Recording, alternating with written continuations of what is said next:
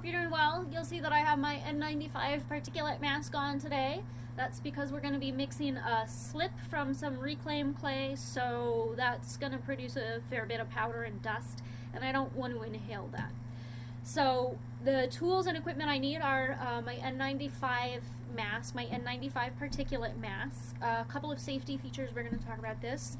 When I am not using this, I store it in a plastic bag because, right, common sense, if I just store it out in the open and this part that goes over my mouth gets full of particles and then I put it in, I'm breathing in those particles, so that just doesn't really make much sense.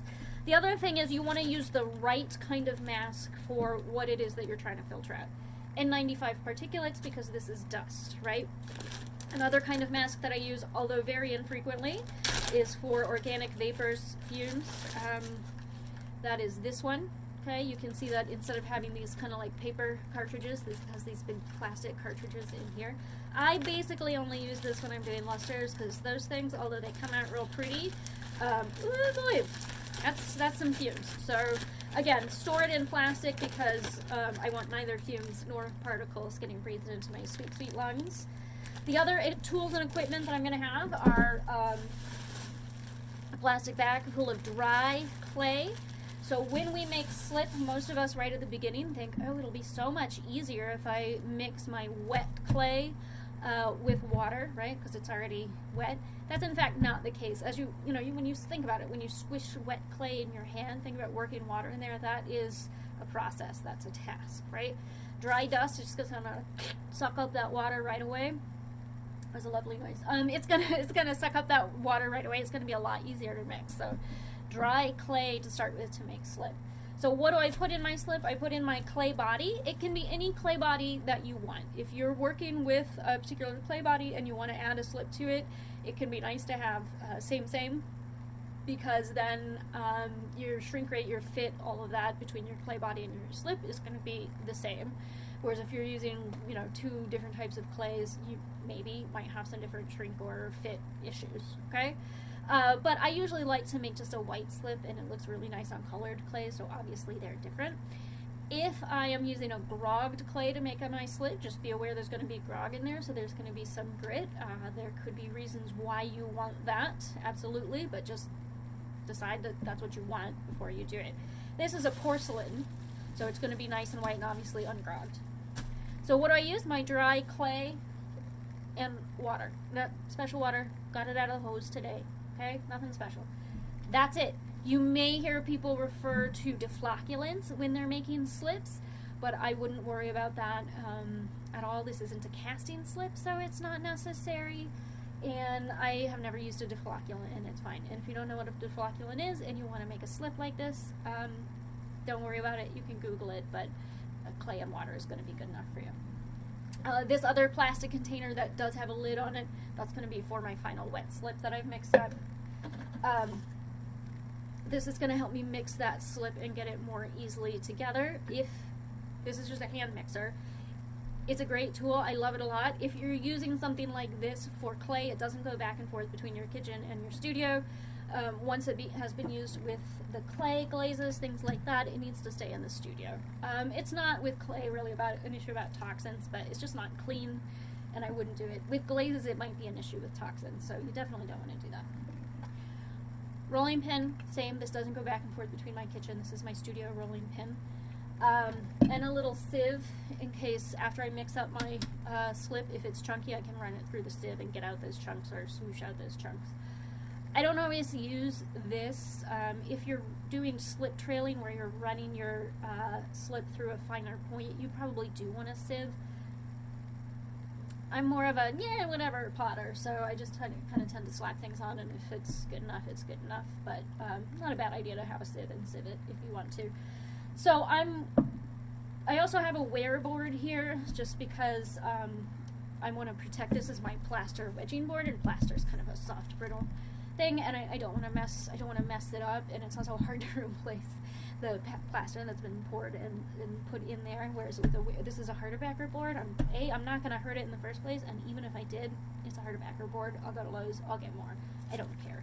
So what I'm going to do now is I'm going to put on my mask. I'm going to take my plastic bag full of dry clay and just like making your graham cracker crust or whatever, then I'm just going to start hitting it.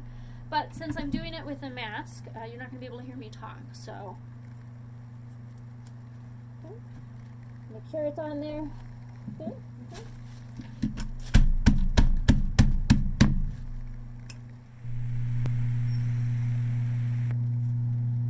So I was wearing my N95 mask there because I had taken my dry, larger chunks of slip in my plastic bag and beaten them into submission and a finer powder with my rolling pin here, which I then broke because I was getting real aggressive.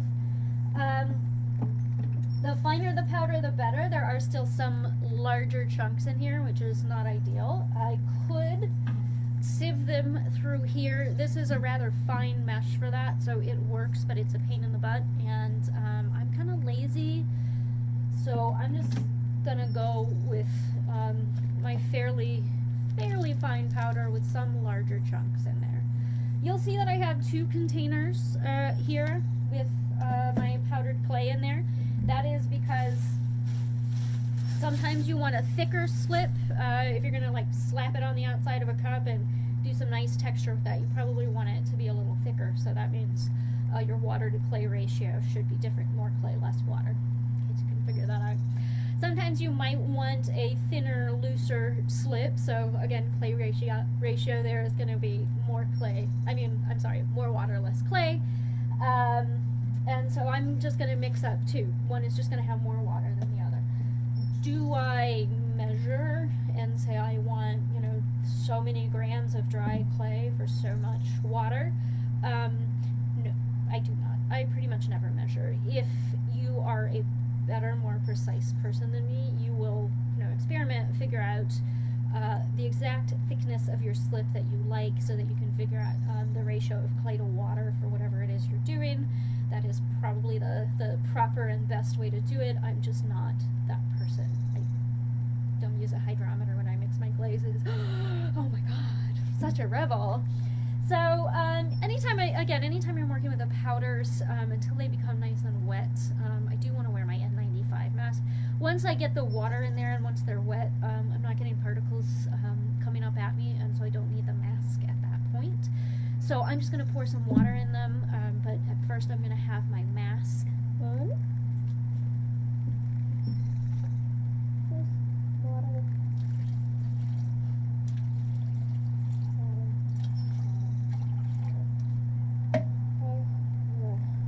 Mix that up.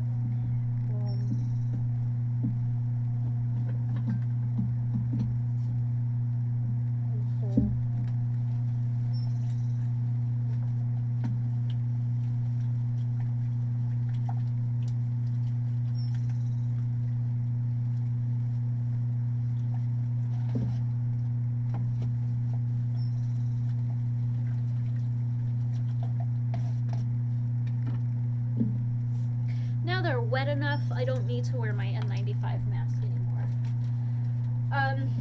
Obviously just mixing them with my paint stirrer like I did isn't going to give me the end result that I need. It's not fully, incorporating the clay into the water. You can see it's still gloopy and chunky, and that's not going to be good enough. So that means that I'm going to use just my handy dandy mixer here, okay? Just plug it in and mix them up. You don't really need to see that. It's not exciting, it's not complicated. So we're going to take a pause and then come back. Okay, so I've gone back and forth, adding water, adding clay, mixing, kind of getting my the feel, the texture of my slip better. It's just back and forth, water, clay, as needed. Again, if you're that kind of person who measures, you probably will be able to cut out some of that step once you know what thickness you like for your technique that you're going to use with your slip.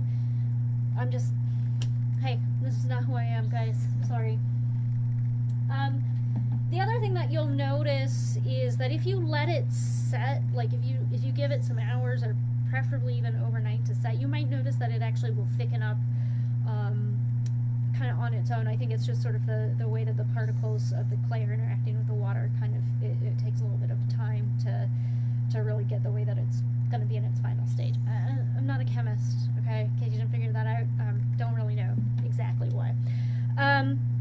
no problem with getting clay on your hands. If you're watching this video, you're probably a potter and might be covered in clay as we speak. So, but if for some reason you're watching this and you're not a potter, don't worry about getting this kind of clay on your hands. It's fine. You can see, maybe, you can see there's a little bit of chunkily in there still. It's not super smooth. Yeah, I think you can see it there. It's not super smooth. And so again, you may want to let it set over. You may want to let it set overnight. And then I got like hair in my face and I'm covered in clay. This is why it's, you know, safer for us potters. We don't touch our faces as much because we're always covered in dirt. Unless we want to do like that Tolkien fighting Urukai thing. Nerds. So you might want to let it set overnight, see if some of those chunks come out. Again, especially if you're running this through a finer like point for slip trailing, you're probably going to want to go ahead and run it through your sieve. But you might want to just let it set overnight first. So what happens if it's too thin? You add more of your powdered clay. If you haven't really thought ahead to that point and run out of powdered clay, just let the water evaporate out. It's going to take some more time, but you can do that. So that one is intended to be my thinner slip. I'm thinking I'm going to have to add some more water to it, but that's easy enough. And this one is intended to be my thicker, more textural slip. You can see it's goopier. So that's it. Make sure to label. Okay, so get your Sharpie out, label your things, because otherwise slip in plastic containers all pretty much looks the same. It also looks like other things, like say kiln wash and stuff, and you just want to be aware of what you're doing with what piece. As far as cleaning the mixer up, certainly this is a sharp blade. You don't really want to have it plugged in and stick your finger in there. So I'll remove it. So the easiest way to do it is, I need a little bit more water in here, but just to kind of show you, is to do that. Okay, and then it'll get much cleaner. Okay, so you'll get some more clean water and you'll just continue to do that. That will clean it up. And then you can just unplug it, take a sponge, leave it set there. Guys, that's making slip. It's not that hard. Okay, let me turn off the camera because I should. Okay. Just, that's what pants are for.